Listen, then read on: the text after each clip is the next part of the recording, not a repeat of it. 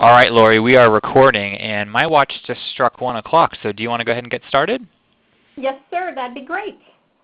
All right, cool. Well, good afternoon, everyone, if you're on the East Coast, and good morning if you're on the West Coast or somewhere in between. Thanks for being here for today's Bloomerang webinar, Change Your Board Story. And my name is Stephen Shattuck, and I'm the VP of Marketing here at Bloomerang, and I'll be moderating today's discussion. And just want to let everyone know before we begin, just a couple housekeeping items. We are recording this presentation, so if you have to leave early, or if perhaps you want to review the content later or share it with a coworker, you'll be able to do that. I'll be sending out the recording later on this afternoon, as well as our guest slides. So look for that email from me a little later on today. And as you're listening today, we would love for you to chat in some comments and questions. I'll see those. Lori will see those throughout the presentation. And we are going to save some time at the end for Q&A. And I believe Lori has a couple instances during her presentations where she'll be asking you some questions. So don't be shy about that all. We would love to hear from you and have some fun discussions here. That's just that little chat box there right on your screen. So don't be shy. If this is your first Thursday webinar with us, welcome. Thanks for being here. We do these webinars just about every Thursday. We bring on a great guest like Lori to give an educational presentation. But in addition to that, Bloomerang offers donor management software for nonprofits. So if you're in the market for that, or if you want to just check that out, we would love for you to do that. Just visit our website. You can look at a video demo. And we would love for you to learn more. So that's it for that little commercial. I want to go ahead and introduce today's guest. She's my buddy, good friend of mine, one of my favorite people in the nonprofit sector for sure, Lori L. Jacobwith. Lori, how's it going? Well, it's great, and I will say right back at you, one of my favorite people in the sector and one of the favorite databases out there. So thanks for inviting me to join you. Oh yeah, this is great, and we saw each other in March, we saw each other in April, so it's fun to do a webinar in May. And if you guys don't know Lori, she's definitely someone you need to follow online, read her blog. She's got a great company, Ignited Fundraising. You can learn more about her at her website. She's a nationally recognized speaker, a coach, a trainer. She has helped nonprofits raise over $250 million from individual donors through her coaching and training. She's just got great tools and strategies for helping staff and board members to share their stories more powerfully and effectively, and that's what she's going to talk about today. Lori's a proud alumni of University of Minnesota. She's got her BA from there. She's also got additional training from Indiana University's fundraising school here in our backyard, and she's a longtime member of AFP, the Association of Fundraising Professionals. And Lori, I don't want to take any more time away from you. Why don't you go ahead and get us started, my friend? Well, thank you. Thanks, Stephen. Welcome, everyone. We've got a huge crowd. My goodness. I love to see so many people engaged and on board. I use the chat box liberally. So my first question to you as we jump in is, what city are you in, and what is your title? Now, Stephen, be ready for the fire hose that's going to hit you in the chat box there, but I'd like to know especially what title, but the city helps too. I can live vicariously through your weather. I'm in Minneapolis, Minnesota myself. Looks like we have a lot of executive directors. I love that we've got some board members. You're from all over the country. In fact, I see some folks from Canada as well. I see some folks from Minneapolis. Welcome, folks. I'm loving it. And let me see what other titles. CFO. We've got presidents of the board, chairs of the board. All right, a good crew of people, a huge crowd. If you were all in a room, we'd be overflowing into the other room, I think. So we're going to talk about how to be an awesome board member. Stephen gave you a bunch of information about my background. Let me tell you just a couple things that I like to have you know. One, if you're tweeting out, don't forget to copy Stephen and I on your tweets. And you can for sure do the hashtag IgniteFR or let's see, Awesome Board. Either of those would work. I'm at L. Jacobwith, and I believe, do you want to say what the Twitter name is for Bloomerang, Stephen? At Stephen Shattuck, Bloomerang Tech. There we go. So we want to make sure you're including both of us if you're sending out any tweets. We love that. Facebook is also a great way to stay connected. I have been executive director, development director, board member of many organizations, mostly here in Minneapolis, also in Phoenix, Arizona. I tell people I visited Phoenix, fell in love with it for a while, there was a guy, And then I missed the weather and my family and had to move back home to such, a gorgeous climate here in Minneapolis. So we will get started, jump in, and I want to know from you, a couple of you have already made sure to weigh in. Oh, I love it, Rachel. The live music capital of the world, Austin, Texas. Tell me one thing you'd like to have your board do differently. And I'm going to just imagine that I know what some of these things are, but go ahead and type them into the chat box. Of course, help with fundraising is the first one that most of you are just plain work. Attend meetings. Govern, not manage. We'll be talking a bit about that, Lindsay. Be more involved. Respond to emails. Bring in new people. Let's see. Be more open-minded about change. Host events. Do what they say they'll do. Be respectful to others. Learn how to be board members. Take initiative. Not check their professional hats at the door. Ooh, that's a good one. Be less argumentative. Be strategic. Need more than just nice people. Okay. We want them to be proactive, talk about our organization, use a better committee structure, call in and access someone's calling in. All right, there we go. Be more personal. We want them to want to help out. Stop telling our CEO what to do. Okay, lots and lots and lots of good ideas. We're going to touch on just about all of these and what our perspective is. I love that we have some board members with us and there's a lot of staff. What I have for you today is we're going to cover just some basic board duties and responsibilities, what makes an awesome board member, what are some ways the board can be involved and not have to ask for money, what exactly do you want from your board? So how to be clear about that. We'll talk a tiny bit about board recruitment. I'll also talk a bit about onboarding, the orientation process that we have. And I believe if we want people to talk about us, we have to give them something to talk about. We'll talk a tiny bit about some visual displays. It's the hot new topic. I don't know if any of you have noticed out there in the world. The hot new topic is how to display your data and your metrics and your information in a way that engages people, especially your board. I've got some key financial information that I believe you want to share with your board, and then I've got a pop quiz. So it's a lot to cover in an hour. So let me define a couple of words for you. The first is fundraising.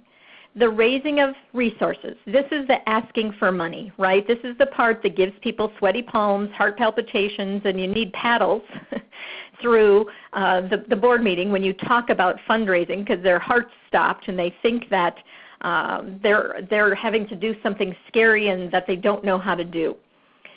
The next definition is the definition of development. This is the process that is about increasing public understanding of your mission. And when people know what you do and why you require that support, they want to help when you ask them. So hold on to your hats.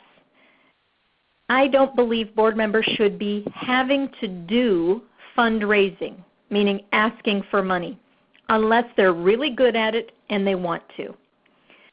I wouldn't want you to fly the plane. I just flew home from Boston on Tuesday. I wouldn't want you to fly the plane if you didn't have a pilot's license.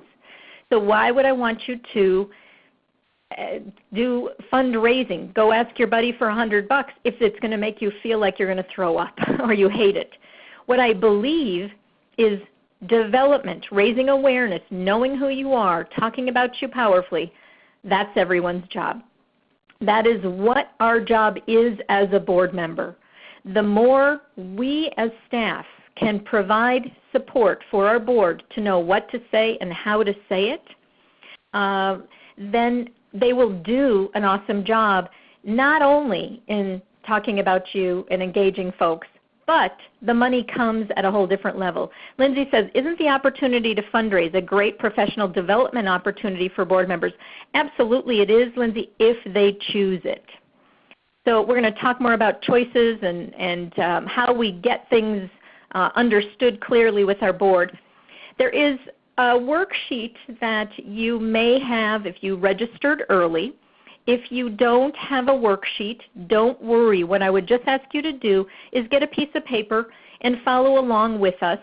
I'll ask you some questions, and you can jot down the answers to those questions just by following the slides that we've got. But the worksheet looks like this: how to be an awesome nonprofit board member.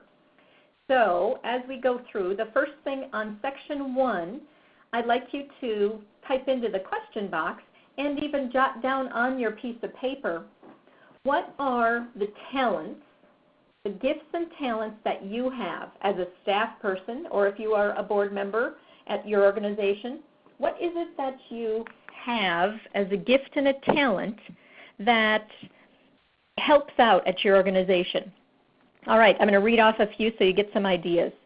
Enthusiasm, organization, positivity, building rapport, organizational skills. I've got great attention to detail. I've got a huge passion. I follow through on what I say I'm going to do. I'm able to do some great analysis. I love to build relationships. I'm a strategic thinker. I like to do asks. I'm well organized. I'm a good writer. So you're filling this out for yourself right now, correct?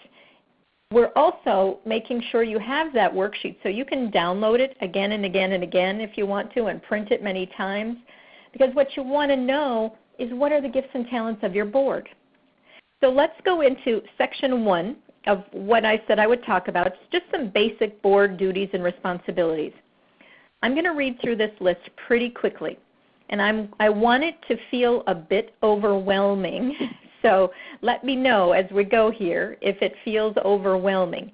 So this is what I'm supposed to know how to do when I show up on the first day as a board member for your organization. I'm supposed to know how to determine the purpose of the organization or support the mission and purpose of the organization. Engage in strategic thinking and planning. I'm supposed to know how to approve and monitor the work of our organization or our foundation. I'm supposed to ensure adequate financial resources, including knowing how many staff would be helpful, including knowing what kind of equipment or database, what metrics to be looking at. I'm supposed to ensure sound risk management policies, provide fiscal oversight. I'm supposed to know how to select and support the chief executive and review their performance annually. I should know how to enhance the public image of the organization, carefully select and orient new board members, maintain a board structure and operations, and organize and participate on committees and task forces. That's a lot. That's a real lot. So here's the question I have for you. Answer either in section 2 of your worksheet or just on a piece of paper, and I will go through them just real quickly here. And then you're going to count up your yeses and nos.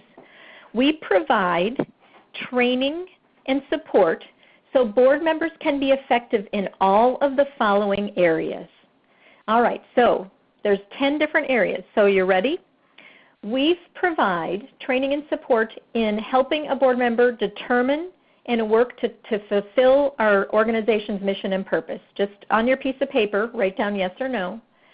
We provide training and support so our board members can engage in strategic thinking and planning. We teach them how to do that, yes or no. Again, just keep tally on your piece of paper. We'll give a tally of all the yeses or nos in a moment. We help them understand how to approve and monitor our work. We teach them how to do that. We show them what adequate financial resources would be, and then we help them understand their role in ensuring adequate financial resources, yes or no. We show them, we train them how to provide effective fiscal oversight. We train them and show them how to support the executive director and annually review that performance. We train and support our board members so they can enhance our public image, so they know stories about it, so they've met our clients, yes or no. We carefully select and orient new board members and board leaders. We teach them how to do that and show them through a powerful orientation process, yes or no. We train and support our board members to know how to maintain board structures and operations. And finally, number 10, we train and support our board members so they are organized and fully participating on committees and task forces. Okay, so would you just type in, there's a lot of you, so I'm going to watch the fire hose again here. How many yeses and how many nos did you have? How many yeses and how many nos? So Mike, was that 0 yeses and all nos? So we've got 3 yeses, 7 nos, 6 yeses, 4 nos, 5 and 5. All right. Sarah, hang on, because that's part of my job is to give you the answer to that in this webinar. So know that you're in the right place. I'm going to get to that answer to that question. So we've got a lot of no's that are happening. So some of you are doing some great training. I love that there's some 6s and some 5s in the yes column, even some 7s. So nicely done. The truth is it takes one thing to create an effective board, to create a powerful board engaged communication, and that is communication. It's how we talk to them. It's what data we provide to them. It's what information is available to them so that they understand it. I participated with an organization in doing what I call an action planning session last Wednesday. We had 70 community members, a full board, staff, and we planned out the last 6 months of closing out their $8 million capital campaign. But it took communication that was on email, voicemail, through the mail, and very specific communication to fill the room to that level. We had 98% attendance of all the people that we invited to attend, and they knew exactly what was expected of them when they showed up for their 3-hour session. So I've got an article I like to refer to. You can read it later, but it's by a man named Brad Feld. He talks about what makes an awesome board member. And this article that he wrote a few years back now, he is in the private sector. He works for a company, but he says right in the article, you know, there are all kinds of boards, and he believes that these things are true for public companies, nonprofits, associations, you name it. So the first is they're prepared and they keep commitments. They show up to all the meetings. That's a part of being prepared. They show up on time. They don't leave early. They do their homework. They're fully present and they don't check their phones or email during the meetings. So how does that happen? One of the best ways to have it happen is start the meeting on time. Keep track of who's there. Notice who's not there and assign to someone on the board who would be calling Lori because she didn't show up today, and in fact she hasn't been at the last 2 meetings.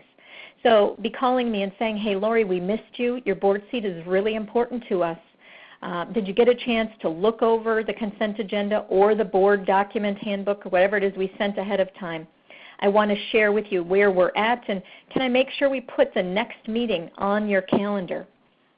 Second is they speak their minds. Now for some of you that's not a fear. They're already doing that. But they also, they talk through the uncomfortable topics, even if it's uncomfortable for someone in the room, themselves or someone else. They don't come up to you after the meeting and say, hey Stephen, we should have talked about how much money we're spending on administrative overhead. Why didn't we bring that up? Here's what I think we should have said. They actually bring that up in the meeting.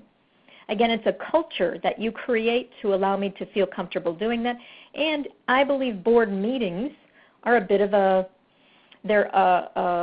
play, if you will. They're a choreographed session with a time, a beginning, a middle, and an end time. Number 3 is they build independent relationships. They get to know each other and staff outside of the board meetings. But we want to create some opportunities for that to happen as well. Number 4, they're resource rich, meaning they don't just have one thing that they know about. They don't just know about real estate for large buildings. Maybe they have their own small business and they know how to look at financials a little differently than you might.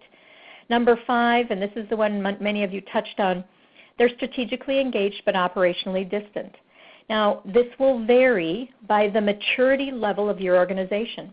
But the truth is, part of how we teach folks to be strategic is what questions we ask at the board meetings. So when the board chair and the CEO is creating the agenda, we want to make sure there's strategic questions asked and we're not spending 40 minutes or 30 minutes looking simply at the financials. So part of what has to happen is how we create the experience of being a board member. So section 2, section 3 on the worksheet, I give myself the following ranking in these 5 areas. I'm going to share my screen for just a moment here, and I'll show you what the worksheet looks like. There you go. I'll close this up so you can see background there. So the worksheet, if you did download it, if you got it, it looks like this. So we're down in section 3, but you can just, if you don't have it, number 1 through 5. I would give myself the following ranking. 1 is low, 5 is high. I'm prepared and I keep commitments. I speak my mind respectfully and clearly. Number 3, I build independent relationships for my organization. Number 4, I'm resource rich. If you don't know what resources you have, and they don't just have to be money, or they don't even have to be money, you could go back up to section 1 and wrote down what your talents are that you bring to the table. And then number 5, I'm strategically engaged but operationally distant. All right, so the truth is you probably, as a staff person, you do a great job of being a little bit strategic and a little bit of the operational because you have to. But we want to teach our board members how to do that. Imagine how they would answer those questions if we asked them. So next section, what are the ways the board could be involved and not have to ask for money? Because we know that's part of what they don't want to do. And I don't believe that every board member will never ask for money. I just believe we shouldn't have to make them. If you're the board chair, if you are the head of the fund development committee, that's part of your role. If you are on the other, if you're just a board member showing up regularly, or you're serving on the governance committee or program committee, we shouldn't have to ask you because that's maybe not your strength. So here are my 7 ways that board members can be involved with development and not have to ask for money. And the first, of course, is to make their own personal financial gift. 100% board giving. Let me just go back. Pasquale has a question. Is strategically distant a good thing? Is operationally distant a good thing? It depends on the maturity level of your organization, Pasquale. If you are a small startup organization, you probably need board members to be doing some of the doing with planning events and checking some of your equipment out, maybe even creating and putting together the financial report for a board meeting. The truth is that operational work, that hands-on work, should lessen as you are more mature in an organization and the more staff you have. It's a great question, but we do want board members to be governing. That means taking a look at the overall, if you've got one, a strategic plan, direction that we're headed, and participate in these 7 ways. So I'll take you through number 2 and beyond here. Invite others to give something. Most people find it more comfortable to invite others to give their time or even their advice. For many, asking for money is the hardest thing, and the truth is most people find it the hardest to give their time. So knowing that we can participate in development by asking for other things. Number 3 is act as a true ambassador and advocate. But we have to teach them how to do that, and I mean really be an ambassador and advocate. On my website a couple of months ago, I wrote a blog post about a scavenger hunt for board members.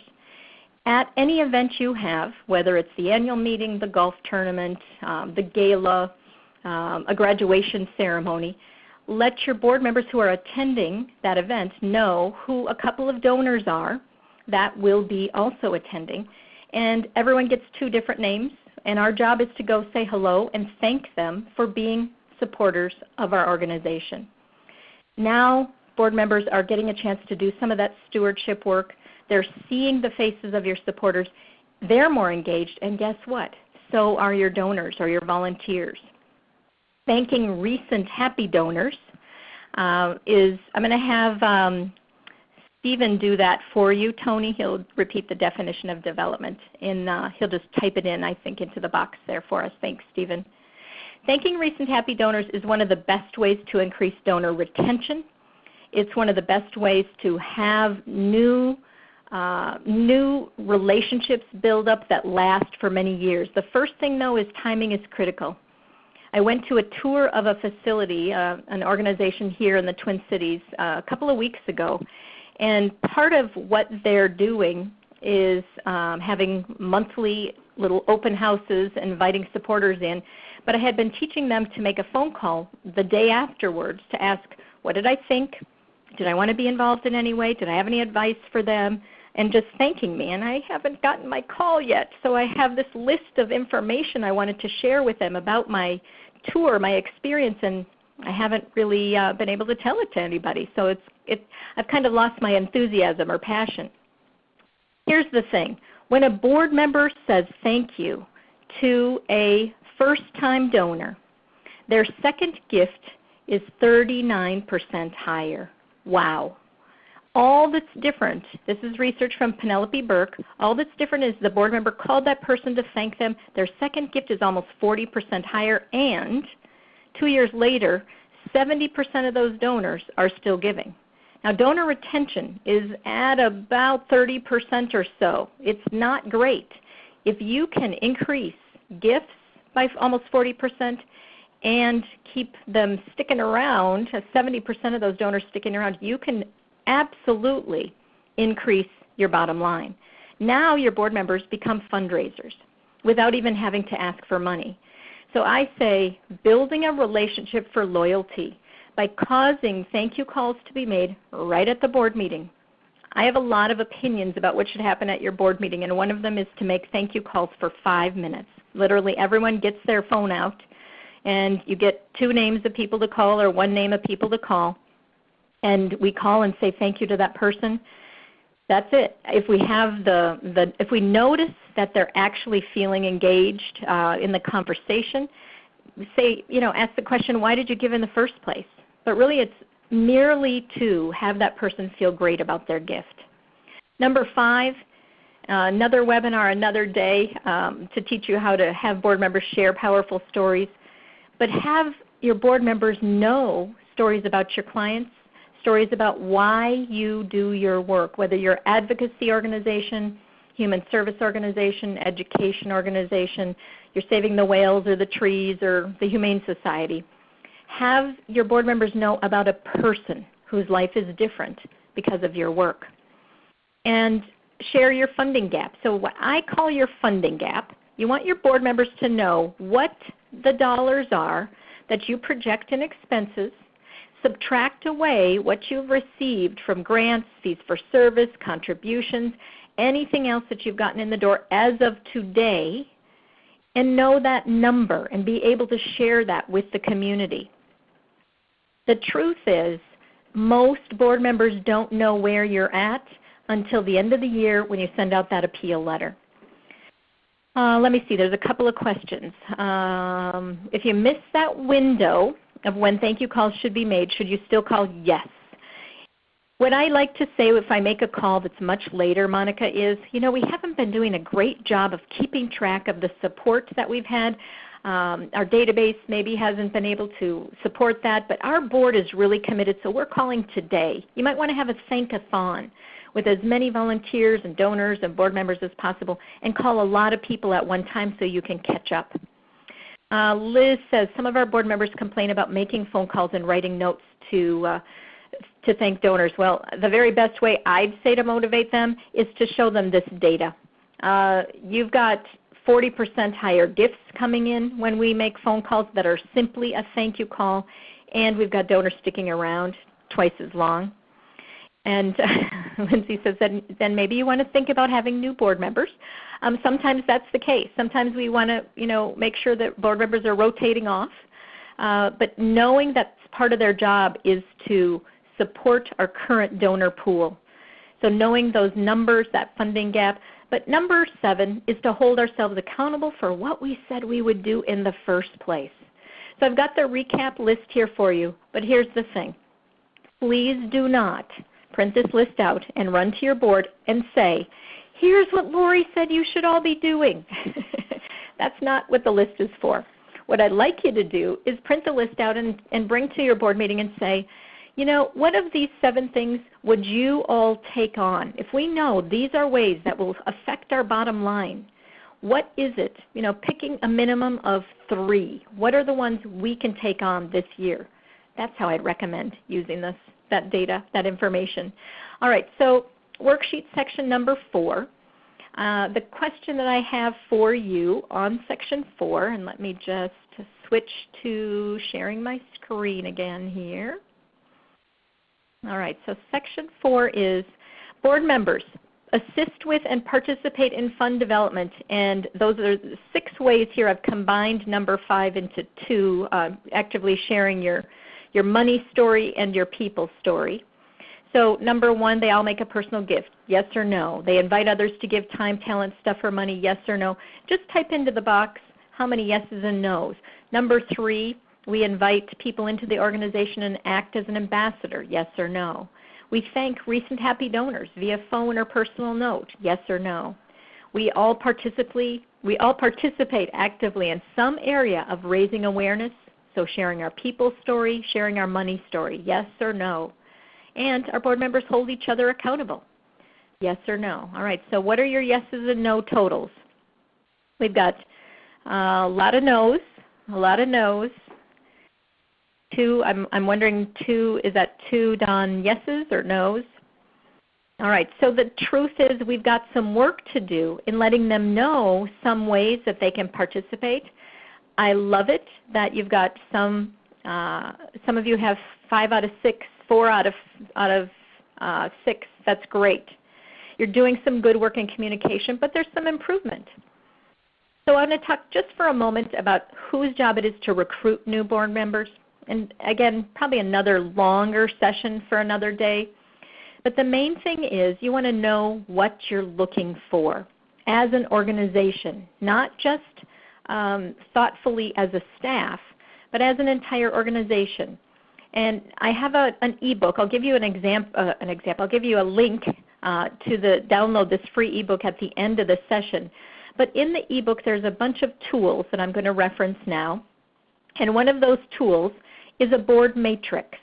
This matrix you may use already. You may have something where you list all the board members' names down the bottom, and then you list things like their affiliation. Maybe they're in the medical field, maybe they're in the public, maybe they're an attorney, maybe they work at a bank. Then some skills and expertise. Some people have better public speaking skills even if they are at their office desk all day, every day. So you want to make sure to fill in, this document that you'll be able to download, you can fill in yourself. There's some demographics you'll want to fill in, some age range. So then, say you put Lori's name in here and you start to X in, oh, she's got some public speaking skills, or oh, she knows something about fundraising, and she's female and she's 102 years old. And so now we know a little bit about this person. Sorry, they should have all been on that line. But here are the 2 questions I want you to ask when you use a matrix like this, because this matrix isn't helpful just to figure out who you need based on empty space. You want to ask these 2 questions. What are the 3 most important things for our board to accomplish this year? What if you asked your board that? What would they say? Is it different from what you'd say? And do we have the right people on the board to make that happen? I believe this work of filling out this matrix is the nominating committee or the governance committee, along with your executive director, doing the due diligence of filling out the board matrix and then asking these questions of the full board. So then we can start to see what are our top 3 most important things. If we have a capital campaign, we should all be talking about our work. We should all be giving. We should all be inviting people to the Hard Hat Tour. That might be it. Maybe it's strategic planning. Maybe it's hunting for a new executive director. But do we have the very right people on the board to make that happen? The needs of your organization change over time, and the truth is you want to make sure that you're clear where you're at today, what the responsibilities are for joining the board. They aren't the same year after year after year. And you want to reward the behavior that you're seeking. So you want to do some things visually. You want to maybe have a bar graph of who's doing what. There's other kinds of governance scorecards that you can have. Watch for who's doing the work exactly the way you want it, You know, Amy, the question you're asking, how does the development director play a role in the board selection? So I'm going to answer it two ways. One, if you've got a really engaged board, asking these questions really deeply, thoroughly, and your executive director is your partner, then the truth is you won't need to be that involved because they're going to know what your needs are in the development department, and they will seek out candidates that will be helpful. The truth is that's not always the case, and that's often not the case. So then I say leadership on your staff, you want to submit some names as well, but you want to have them fit into this criteria. We don't want all of our board members to be great fundraisers. We want some of them to know strategic planning and risk management and some of those other things. I hope that helps a little bit. So let's go into the next section on just what is it you want from the board and how do you tell them that? It's our job to be the GPS for our board members, to provide some clear and very easy to follow direction. So I'm going to bring up the PDF, the ebook that I've got for you, because I want to show you a little bit about what I mean for, what is it that we want to have happen? How do we talk to our board members? So this will be the worksheet that I'm going to share with you on the screen. Just a moment here. All right, share my desktop. Okay. So this is a sample board agreement that's in the ebook that you can use. I've got two different versions. This is a little more formal one. This one says, I recognize our organization's ability to change lives is fueled by our success in raising funds in support of our programs and operations. Likewise, as a community volunteer in a leadership role, I acknowledge a personal responsibility to contribute to the causes I support. The assistance I provide may take varying forms. Regardless of their nature, my contributions will be personally significant. I am not a fan of saying every board member has to give $1,000, raise or find $1,000. I like to leave it to them to decide because sometimes you'll leave money on the table or you will miss out on a great board member because they can't meet that dollar threshold. As a board member of your organization, I pledge to the organization and to my fellow directors I will fulfill the basic board member agreements and additional commitments I have indicated below. So for this organization, their basic agreements are make a financial contribution, serve as a table host and recruit others, participate actively on a committee, a subcommittee, and they have 4 at this organization. And then I agree to fulfill 4 additional volunteer duties by participation in fund development as noted on the following page. So I've packed as much as I can on here for you. Major gift, annual campaign, proposals, events. Not all of this is giving money. Some of it might be drafting an article or a personal story for your newsletter. Some of it might be hosting a meeting. Some of it might be serving as a table host or writing an acknowledgement letter. I get to choose the 4 or more, but this is where staff comes in and we keep track of what's being done. Yes, it's some work, but you want to create a Google Doc or a Dropbox folder or something so it's easy to manage the information, but that they're giving you the information and then that report is given to your fund development chair or your board chair so it can be shared at each meeting. Did we do what we said we were going to do? The second form or menu of engagement here is an all-you-can-eat menu. It says, please choose as many items as you like, but at least 1 per category. So this has got appetizers, entrees, and desserts. It's very light and fun. You would customize this to make it your own. Make thank you calls to 10 donors. Notice that making a financial gift is requested by everyone. So it's an all-you-can-eat menu, but at least 1 per category, and that might be the one in that category for me. So those are a couple of examples. You've probably got some as well. But I like to make sure that, no kidding, we are helping our board members to decide what their gifts and talents are so they can give those in the adequate, appropriate way that causes them to feel great about their engagement. This article, I'm just going to go through it very quickly. You'll want to check out the bit.ly link here. The link to this article is, when it's a bit.ly link, a bit.ly link, it is a case-sensitive link. The best board meeting I've ever attended is an article by Les Wallace. He has written a nice article that struck me, it sort of knocked me upside my head when I read it the first time. And it talks about the monthly meeting being online at least 10 days prior to the physical meeting. So there's a place I can go download all of the materials that are part of the consent agenda. It includes the CEO report, updates from key staff members. But my job as a board member, because everyone's told me and everyone's doing this, is to read that whole consent agenda ahead of time so that we're only taking about 5 minutes to ask any questions about the consent agenda, make sure people have read it, you're voting on it, you're approving it, and then you move into the rest of your meeting. The meeting agenda has the most important business and strategic issues first. I cannot tell you how many board meetings I've gone to where fundraising is last and nobody wants to talk about it or look at it. We look at financials for 30, 40, 20 minutes, and we don't get to talk about how to raise the money to change the financials. So you don't have to have old business, new business, any of that. The issues are listed in descending order of discussion time and importance. Number 3 is to have some dashboard financials, and I'll show you a couple of examples of those in a moment.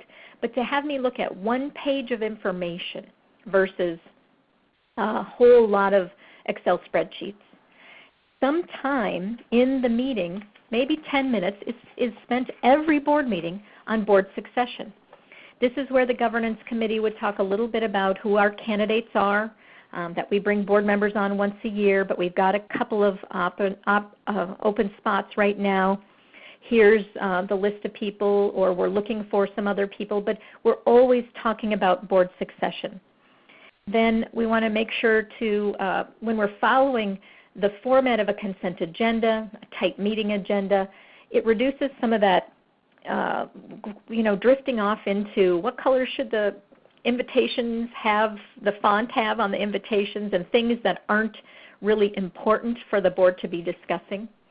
Executive summaries always make it much easier to just dive into the high points, the 30,000 level feet of whatever it is you're talking about versus the 3-page document with numbers and graphs.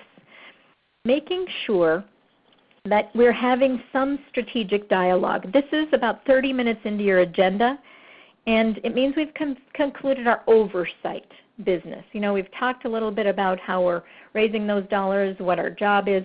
This is where 45 minutes of your board meeting, if it's spent talking about relevant strategies, upcoming so progress on the campaign, the capital campaign, new data, new programming. The conversation is about generating thoughts and ideas. That's what the board's role is, and I believe we get stuck in the other part, the checking off of, yep, financials are done, yep, we have attendance coming to the golf tournament, and so on. Number 8, is there 10 or 15 minutes spent each board meeting to teach me something? You don't have to put board training on there, but maybe it's 10 or 15 minutes where we talk about what is risk management and why is it important that we pay attention to it. And then in this article, Les talked about really wrapping up each board meeting with asking a couple of open-ended questions, and 3 that he recommends. One of them, are you leaving the meeting confident in the overall performance of our organization? Wow. Did you feel you had ample opportunity for input? Ooh, great question. Would you change anything for future meetings? So know that you can go read the article later. It's a terrific piece to start a discussion about what might change at our board meetings. So self-assessment. Before I show you the document, I just want to say self-assessment on figuring out what it is we should be doing. We want to have self-assessment to prepare for a board retreat, so asking questions about how we're doing. We want to have our own assessment when we're having some sort of change in our structure or a new executive director. In preparation for strategic planning, every 2 years as a way to monitor progress in our board development. So let me share my screen one more time with you. And what I like to have is, this is an example of self-assessment. So here's a question. How confident are you the board as a whole currently contains an appropriate range of expertise and diversity to make an effective governing body? How confident are you that the board as a whole orients new members properly so they can hit the ground running? You can have this be a survey monkey. You can have it be a printed document. You can have it be anonymous, or I prefer in assessments that we're actually telling who we are. But there's 11 questions here for you that you could use to start to create yours, or simply use this one. Again, it's an editable document, so you can fill in information there if you'd like to. Okay, let's go back. Board orientation. Powerful, powerful. How we onboard is making a huge difference. So just a quick poll question for you. I have you fill it in on the screen. Do you have a board orientation process? Go ahead and click right on the screen the yes or no button there. Not in the box, actually. You want to go right up on the screen. You can use your mouse and click on that button, the yes button or the no button. And we'll show the results right on the screen there for everybody. Great. Give you another second or two. Wow, I'm surprised. It's about 50-50. Few more, few more. I'm going to close it out here in 5, 4, 3, 2, 1. All right. I'm going to close the poll there. And you can see about 53% of you do have an orientation process. About 47% of you don't. Again, in the ebook, there's some things I talk about. You want to have just a 1-hour meeting to start. Please don't make it a long meeting. And I love it if your board orientation is run by your board member, a board chair. Yes, the executive director is absolutely there, but establish accountability right away with me as the board chair running that meeting. Have the meeting be at a program location or somewhere other than where the board meetings are held. And make sure your orientation packet isn't 3 inches thick. I have a list of what I recommend putting in your orientation packet. This webinar is the beginning of what may be our new board orientation process. Love it, Tony, love it. Some things to focus on. Immerse your mission into each meeting, especially the board orientation. So do I get to meet someone whose life is different? Do I watch a quick video clip? Do you help me understand how to talk about the organization? Assign me a buddy, a board buddy that's been on the board for a while, and they follow up with me after each meeting for at least the first 3 months of my service. So in the ebook, there's a longer explanation of what can go in your orientation packet, how to have a powerful meeting. Just know that the first time I step foot into your organization usually is that orientation. You want it to be whoever said they were going to be there is there. We start the meeting on time no matter who's there on time. We model the kind of behavior that we want to have happen throughout my board experience. Talk a little bit here about communication. So if you want me to share information, you got to tell me what you want me to share. So talk about the impact you're making, the why of how you do your work. But don't forget, when you're talking about those people stories, to tell me what it costs per week, per month, per year. I had someone, a CEO, at a board retreat that we had held together, an action planning session. This is now a couple of years ago. She explained to the board that there was some issue and we were going to have to cut back on some benefits, and in fact we didn't have a 401k, and the health care benefits were going to have to be pared back.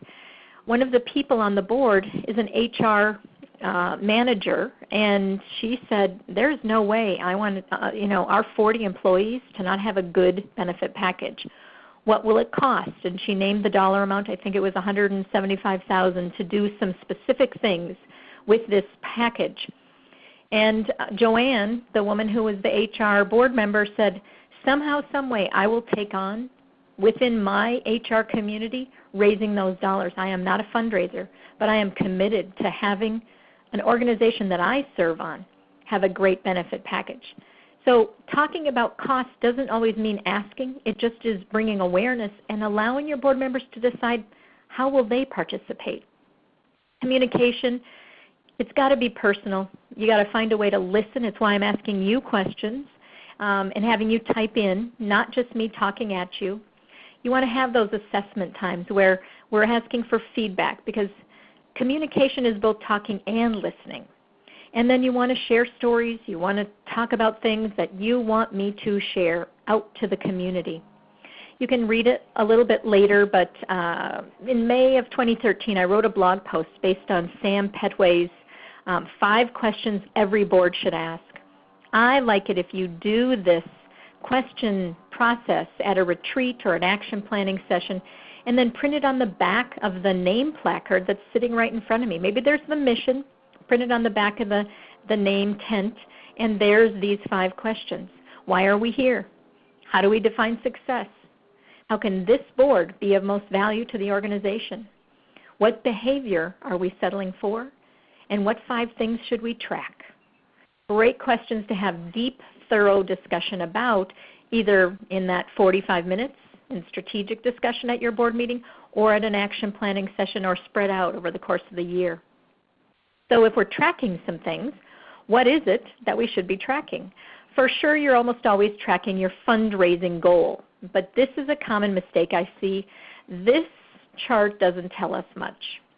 It doesn't tell us when this is happening. It doesn't tell us how much is left to raise, and it doesn't tell us how much time there is to reach the goal.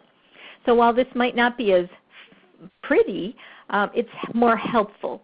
This chart will actually tell us as of November 1st, we have to raise $381,000 to the end of the year, and we still have 110 left, 110,490. That's our gap number. We've prorated that so we know what, if we were on track, what we had raised, and we know what the actual is. So showing data that's helpful. Another example for you, we always look at our budget, right? So what's our revenue in the door, revenue actual to budget variance? This doesn't tell me anything. It doesn't get me very excited.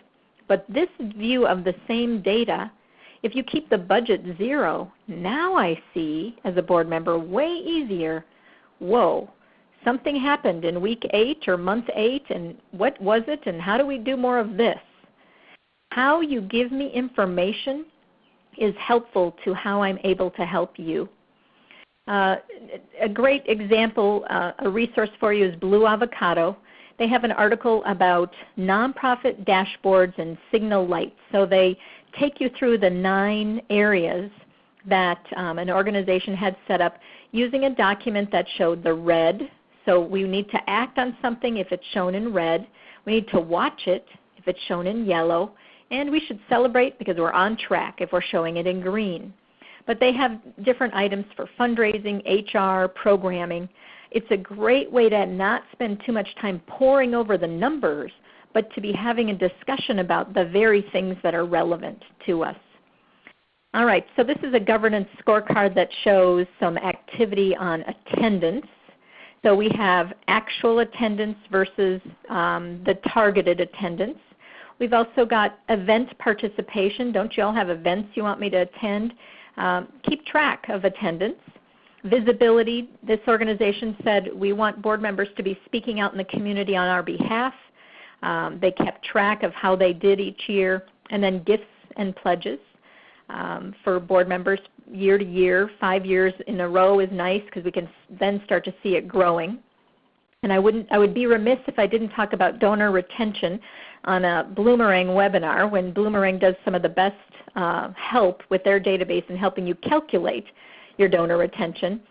You want to know, and you want your board to wonder, what is our donor retention? How many of our donors, first-time and ongoing donors, are we keeping?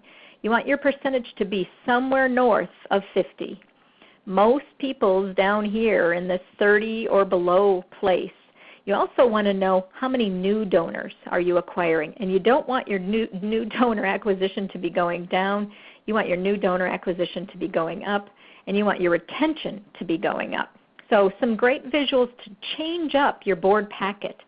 and what you're showing me. Just some key financial measures, how you show them. You know, we have to talk about cash, assets, debts, and working capital, but you want to show them over time, not just static. Rather than looking at a report like this, which shows some good financial management, cash investments, accounts receivable, this is what the Finance Committee should be looking at. We can be looking at it like this as a board. Number of days of cash on hand. That's a helpful number to know, and we've changed 2009 down to 2011. So what is it that we need to be doing differently? This is a governance discussion now. Another way to look at your financials is to show the income dynamics in a way that has me know we should be making some changes. So this organization knew that their their state support was starting to drop from 2009 to 2010. They saw a big drop. And they projected it out and noticed, well, we've got some fundraising that we need to make up. The two places that we can make that up is in our contributed income that's unrestricted and our contributed income that is restricted, because we've about topped out on what our earned income is going to be. This led for a great discussion with the board on how do we start to restructure ourselves a little bit. So my motto, and some of you have heard me say this before, is it's 100% staff responsibility for board members to be great, but it's 100% board members' responsibility to do what we said we'd do. So let's take a quiz, just a quick pop quiz, and you can just type in yes or no right into the box. Vinny says not only donor retention, rather to identify the new potential donors, or donor cultivation. You know, that would be in the fundraising committee, Vinny, not necessarily at the full board level. The full board wants to see the 30,000 level fee, which would be the overall donor retention. And yes, the fund development or fundraising committee should be focused on acquisition. I've got a few questions for you. You can answer them just in the yes, no in the question box and or on your worksheet. They're all yes, no answers. So the board signs an annual board agreement that clearly spells out what the expectations are for participation other than attending meetings, yes or no. Just go ahead and type into the chat box there. Not annually. Lots of yeses. I would say we're about 50-50. I like that, the cultivation committee. That's great. All right, so question number 2. So maybe you want to put 2 dash and then your yes or no. Our board members know they're expected to assist with development efforts. I didn't say they are. I just said they know. 2, a lot of yeses. Not everybody. All right. Number 3, so 3 dash. I'm certain our staff provides our board with data and support to be a good board member. Sometimes, good answer. Yes, we provide good data. A lot of you are saying yes, but a lot of you said your board isn't doing what they need to be doing. So if you don't have paid staff, that would be you as the volunteers doing that most of the time. All right. Question number 4, 100% of our board makes an annual financial gift. So number 4, yes or no. A lot of no's, some yeses. All right, very good. Our board members, number 5, our board members regularly share compelling stories about our impact. Good. A lot of high numbers, a lot of yeses. Number 6, our board members understand and share information about our funding gap. This one probably is going to be mostly no because you don't know what it is or it hasn't been shared before. Number 7, our board conducts regular self-assessments to measure their own effectiveness. Not yet, a few of you. Many no's. So you've got a tool to help them do that. My goal today was to provide you some tools to help your board do their job with ease, but also to have you know what it is they might need from a different lens, to be looking at your work from a different lens. Would you type in one thing that you learned and anything you might change to create a more effective board before we wrap up here? I'd like to read a couple of them off. While you're typing in what you learned and what you might change, I'll just share with you a couple of resources for you. You can stay in touch with me a variety of ways. There is a free ebook here, and it is 9 Steps to a Successful Fundraising Campaign. I've got a new storytelling system. You can always find me on social media. But here's the link for the free Mission Possible ebook. It is a bit.ly link. It's Bloomerang Mission Possible, and that is case sensitive, so it's all lowercase. All right, so let me read off to you. Learn how to get board engaged in development. Love that. Let me see some more. I will share these concepts with our board and educate them. Let's see. Executive director needs to be a better communicator with the board, so part of our job will be to teach them how to do that. I learned not to ask board members to fundraise. Love it, love it, love it. We just asked for financial information. I'll share this list. I'd like to examine some of the visuals to create different visuals for our organization. Going to roll out a board member commitment form. Find a partner to help you do that, Joel. And ignited some great thoughts. Thank you. Well, you're welcome, and thank all of you. There's a lot of resources that my goal was to give you resources that you can use immediately. Remember, you want to be a partner with your board. You want to support them. It's not, greatness isn't a function of circumstance. It's largely a matter of conscious choice and discipline. So the discipline we put in as staff and board leadership can make a huge difference. All right, Stephen, I went over my time, but it's back to you. Well, that was great, Lori. No worries. I appreciate everyone sticking around. Lori, do you have time for questions? I know it's a little bit over 2 o'clock, but I can. Absolutely, yes. Okay. Great. Well, if folks don't mind going a little bit over the 2 o'clock hour, we can hang out for maybe 15 minutes for questions. So if you have some questions, feel free to send them in. I will be sending the link to the ebook as well as the recording, the slides, the worksheet. I will send everything, I promise you. You will not miss a thing. Lori, I know you answered questions kind of as we went along, but I did flag a few here in the questions column. So maybe just kind of go through these. Lisa's wondering, how do you politely ask overbearing board members to dial back on giving opinions on everything? What about some of those overbearing board members? Yeah, that's a great question. And so my hope, Lisa, is you have a partner on the board that is not one of those overbearing people that you can have a conversation with, because it would be a peer-to-peer conversation. So it might be that it's the fund development person or your governance chair or your program chair. It doesn't matter who it is, but to visit with them and say, you know, we're not getting as much engagement because it feels like the board is being a bit overshadowed. So to have that aside personal conversation and really truly let them manage that discussion off record, you know, not in front of the full board. It's also modeling great board meeting management.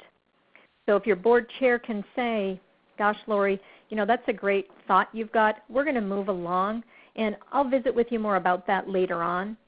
I've learned to do this. I do trainings and speak all the time. I've learned to do this because, Stephen, you probably have too, there's almost always someone who kind of derails the topic with a question or a long comment, and I've found ways to gently move them on or come put my arm around them and say, that is awesome topic. We're going to move on to the next topic, but thank you for bringing it up. Yep, that's good. That makes a lot of sense. If you have a small board, we have 7 members, should you still have a separate development committee? Yes. And you can have 1 board member or 2 board members be on that development committee, and you can have 5 community members. So absolutely, you want to have a separate development committee. The board is there to do all of those things, those 10, 11 things that I talked about at the beginning, and they shouldn't all be focused on development or fundraising. So they want to be focused on raising awareness, but not fundraising. Start the process. I'm assuming you mean just sort of engaging the board in a different way, Don. You're saying what's the best way to start this? You know, one way would be to have them watch this video. Another would be to bring the list of ways to be engaged in supporting the organization in development and just have a conversation about it. But I always ask folks to start with one person, one conversation, one board member, so they can become the amplification system, if you will, for how to shift things at your organization. It's a peer-to-peer thing that works best, and I'm pretty willing to bring up topics. I'm not too shy, but a lot of times it's not my goal, it's not my right, it's not my place. So I'll ask a question that causes other people to take on the mantle of moving it forward. Founder syndrome. Julie says, best way to overcome founder syndrome. Well, there's some great readings about founder syndrome, and if Stephen, if you are game to even remember that, I will dig them out and send them to you so we could maybe post them somewhere for folks. You can make them available. The thing is to have conversations again. Really, I mean it sincerely. It's all about how we communicate. So does the founder believe there's an issue? What are the issues? Is there conversation going on behind his or her back? What is their strength? What is the board member's strength? What is the founder's strength? What is the areas to be developed? Having a plan, a succession plan for when that founder isn't there that is continually discussed can help with some of that founder syndrome, because then it's obvious to everyone, it's clear to everyone that we're not going to be run by that person forever, and we're making plans to do something different. Monica says, what's the best way to invite my ineffective development committee chair to step down? You want to find the very right person to have that conversation. It might not be you. It might be a former board member. It might be a longtime donor. It might be another board member's spouse. I don't know who the right person is, but that's a great longer discussion to have with the key leadership at your organization. You know what needs to be done. You know how engaged they need to be. Some of the language that I recommend using is, Lori, we've noticed that the work of our organization, it seems like it's a bit of a burden with your schedule. You're traveling a lot, you're not as engaged, or we've got some wrestle of wills on where it appears we want to be going and where the conversations that you're leading us to go. It feels like it's time to maybe take a step back. Could we have some discussions about whether being on our board serves you the best, or is there another role that you could play with our organization? It's not an easy conversation, and you want to have the very right person do it, but don't not do it because it's too hard. I have a mentor of mine who always used to say, it's better to pull the Band-Aid off quickly and have that sting than let it sit on there and get, infected and fester and cause a bad organization. You don't need or want that. Let's see what else. Should you have a marketing committee made up of board members? If you've got a large enough board, I would say there's PR marketing and fund development, and sometimes they are separate. If you've got a small board, you don't want to necessarily have too many committees. 4 or 5 committees is about it. Finance being one of them, governance or nominating, fund development, program, and then, whatever else you've got the capacity for. Lisa says, do you think the major fundraising person of the organization should attend the whole board meeting? Right now, I only stay for my report on fundraising. I think that's a discussion, determination for you. If your board is a fundraising board, then maybe you need to be there the whole time. But there's a lot of other things the board does than help. Remember, I don't believe board members should have to fundraise. I believe they should be doing development. So talking about the fundraising is only a small aspect of the board meeting. That you have a relationship with all the board members is really important. So I'm going to leave that answer, unfold that how it might work for you. I get where you're going, Lisa. You want to be there hearing what's going on and being a part of the discussion. But they have to have some time to work without us there, too. In a small community with a large number of nonprofits and huge volunteer commitment, how do we find the strategic board members we crave? Those in accounting and development skills to serve a working board of an all-volunteer organization. Well, so it's a whole different webinar, but let me see if I can recap that hour-long webinar in just a couple of seconds here. One of the things, one of the tactics I'd love to see happen is you bring in a little mini task force for just one meeting. Could be an hour, 1 hour and a half.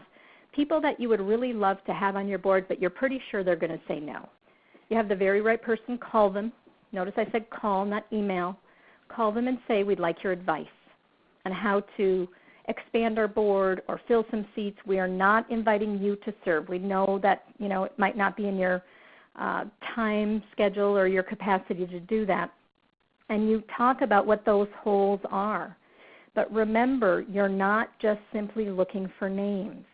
You want to go back to this matrix and figure out what are the holes that we have based on what is the most important thing for our board to accomplish this year. And whatever our board is there to accomplish, are they there supporting what the organization's strategic vision is? So there's some discussion that has to happen internally. And then in a small community, I would say think outside the box. Is it a manager of a company versus the owner of a company? Is it someone who's got a small business who would look at your work in a way that's more appropriate because they live in that small business world where they probably don't have a lot of resources either? But having that hour to hour and a half meeting, inviting folks in to help you think through, who could we have on this matrix that we might be inviting? And if they're willing to open the door, make some of those phone calls, it's a great tactic that brings some outside energy in. I hope that helps. Let's see. Sue says, any suggestions on how to re-engage a board when they're overshadowed, overpowered by one member? We talked about that a little bit. Really having a partner, one board member is all it takes to have accountability built in, to have someone at your board meetings willing to say, I'm sorry, but we have to move on. We've got, some specific time set aside for the topics at hand today. And while you're bringing up some good ideas, Lori, they're a little bit off the vision and the agenda that we had set for today's meeting. So let's set another time. And it might be that it's an ongoing problem and you have to bless and release and thank that person for their board service and say it's not a good fit. You would let a staff person go if they weren't fulfilling their duty and obligation. We find it very difficult to let board members go who aren't fulfilling their obligation because we don't want to hurt their feelings at the expense of having an effective, powerful board. Simone Joyeux, J-O-Y, I think it's A-U-X. Simone has written an article called How to Fire Lousy Board Members. You want to read it. It'll be very helpful. She's very clear-spoken. She can help you. Jim says, we find that board members are adverse or reluctant to make the ask for fundraising. Yep, they don't have to because they don't know how. So don't have them do it, Jim. We changed the committee name to Cultivation from Development, and that's their job really, is to develop relationships, cultivate relationships. It's not necessarily to ask. What I say for board members, come with me on an ask, and I will do the ask. Will you just talk about what you love about the organization? I don't know if you were on at the beginning, Jim, when I said I wouldn't want any of you to have flown the plane home from Boston when I flew home on Tuesday here to Minneapolis if you didn't have your pilot's license. So then don't ask me as a board member to make an ask for money unless you've trained me, I've said yes, I know how to do it. We've gone through the art of asking, workshop or whatever it is, tools that you've got in your community. I know that's probably not exactly what you wanted to hear, but there are people in your community and some on your board who will help with the ask. All right, Mike says, I'm starting from scratch, almost entirely new board members, no defined responsibility. Where do I start? Oh, love it.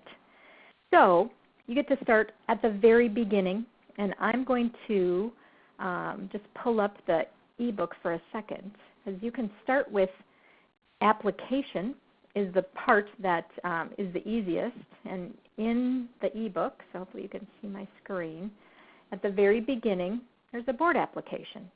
So on the board application, you get to start asking me questions about, what are some areas of expertise I have? Is it fundraising or not? Is it public policy? Is it technology?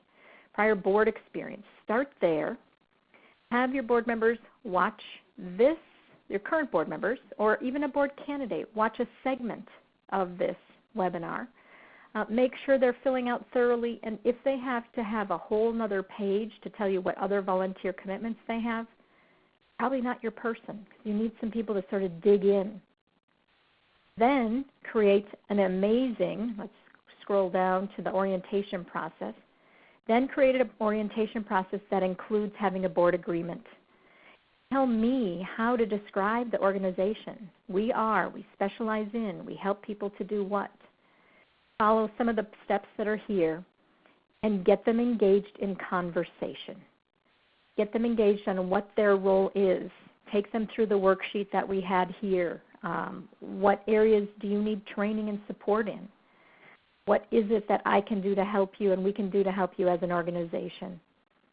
Hopefully that helps a little bit, Mike. You're actually in a wonderful place because you can build. You can just build from where you are right now. And Sue, I think this might be the last question. We have one board member out of 6 who is outspoken and overbearing. It has brought the energy of the board to a standstill. This board member blasts everyone. So this is a common theme here today. And it is you will have to remove some board members. I have done it. It is probably my least favorite thing, even least favorite over getting a root canal. And I've also had a conversation with my fellow board members, or if I've been the executive director, I've had the conversation with one of them to help in the process. Some of it is to make it as clear as possible what it means to be a board member. And that is reward that behavior of starting and ending on time, not speaking out of turn. Invite other board members to call that person on their behavior, either at the meeting or after the meeting. The truth is you have a way to create the culture of your organization in a way that causes people to understand how to fit in well. That's our job. That's what we do as staff.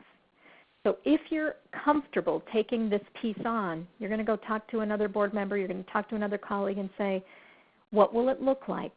What will the conversation have to be, and from whom will that conversation have to come from to cause our board to be exceptional? And that might mean removing, inviting, blessing, and releasing a couple of board members to leave. All right, that's a tough topic, everyone. We could spend a whole day probably talking about that one. Yeah. Lori, this is awesome. Thanks for hanging out for a few extra 20 minutes and answering more questions. Is it safe to say that you'll answer some questions offline as well? People reach out to you? Absolutely. You know it. I thought you'd say yes. Well, thanks to everyone else who stuck around and was a good sport, and to everyone who was asking questions. Someone said that the Q&A was just as valuable as the actual presentation. So like I said before, I will be sending out the recording, the slides, the ebook, the worksheet. I'll send everything in case you didn't get it. So look for an email from me later on this afternoon. Got some great other resources on the Bloomerang website. You can check out our upcoming webinars. There's some downloadables. We've got our video podcast. I would love for you to check that out. Like I said, we do these webinars every Thursday. We're taking next week off, but then we're going to be back on May 28th with Your Story in 3 Minutes. We're going to talk about sort of your elevator pitch and explaining what your nonprofit does in a short and concise manner. And then 1 week later on June 4th, this will be really cool, really interesting, managing your charity watchdog profile. So if you've ever wanted to leverage things like Charity Navigator and GuideStar and websites like that, check out that webinar. It's going to be pretty interesting. Lots of other webinars listed on that site. You can check it out. You may see a topic that interests you. We'd love to have you back some Thursday in the future. So Lori, final thanks to you. Thanks so much for sharing all your knowledge. This was a lot of fun. Thanks everybody for sticking around longer, and thank you so much for allowing me to be a partner and to just hang out with you, Stephen. You're a great guy. Oh yeah. We'll have you back for sure. Thanks. Well, thanks to all of you for hanging out. Have a good weekend, and hopefully we will see you sometime in the future. So we'll call it a day. Have a great rest of your day. Bye now. Bye.